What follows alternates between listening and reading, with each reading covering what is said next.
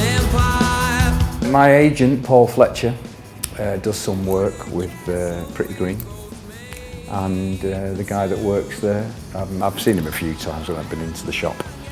It's a little bit young for me, Pretty Green, but there's some nice pieces, and I'm a great fan of Liam. So yeah, I go there quite a lot.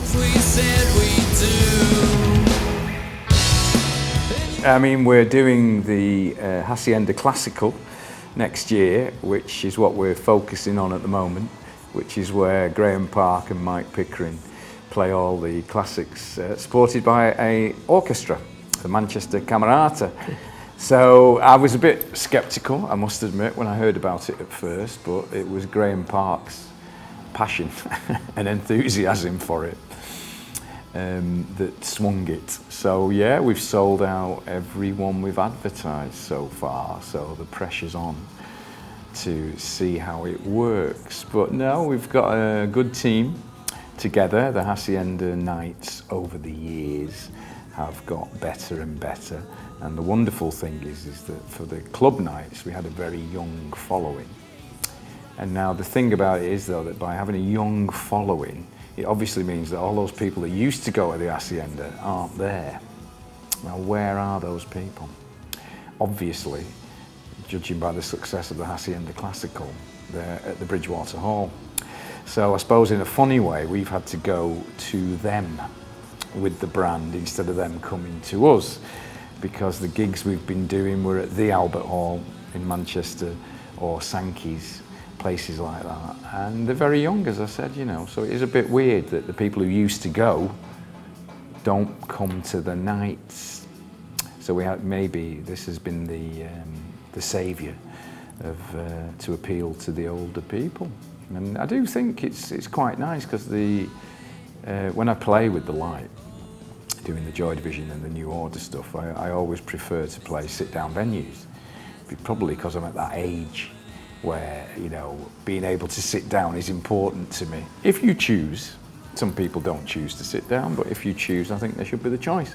So it appeals to me for that, you know, I can go and sit down, watch the action, and it will be very interesting to see how people behave at these dues, whether they're going to come and get ratted in the Bridgewater Hall or whether they're going to be all cool and refined.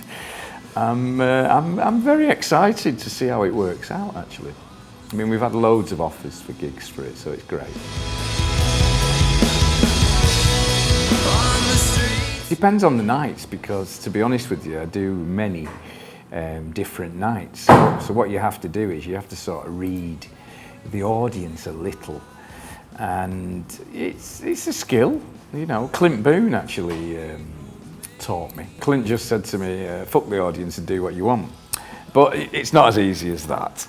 So you do have to read it. I mean, normally what I do on a normal DJ night is I come and listen to the support DJ, and then I either think, A, I'm screwed, B, oh, C, oh, I'm gonna have a good night here. It's one of them ones, you know, you can always tell by the support DJ.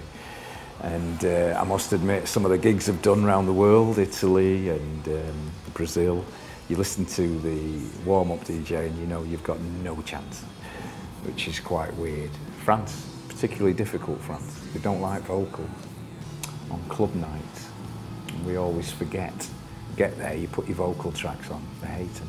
Really weird, quite odd.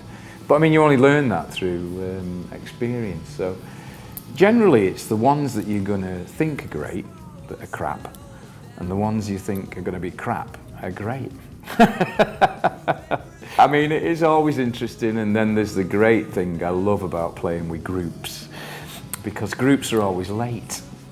And I think it's God's way of getting his own back on me for when I used to be in a group, obviously, because as a DJ, you spend most of your time waiting for the bloody group to finish. Yeah, so it is quite weird. It's quite weird DJing, actually. It's quite weird, you know, putting yourself through it alone. Because it's like a club full of people dancing, but you're alone.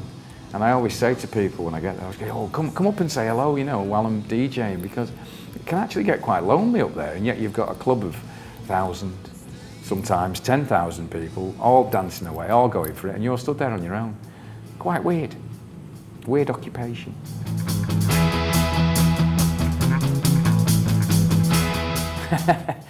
Yeah, I mean, the one of my greatest bugbears about New Order before we split up was that they hardly ever played. So what I've done with the light is that I've never stopped playing. So it's great. I just play all the time, wherever. We're moving through the history quite well. We're coming up to Substance, which was New Order's most popular LP all around the world. So yeah, it's going to be interesting. I'm very happy. Yeah, it's good. Text to donate, £5. You know it makes sense. Teenage Cancer Trust, come on.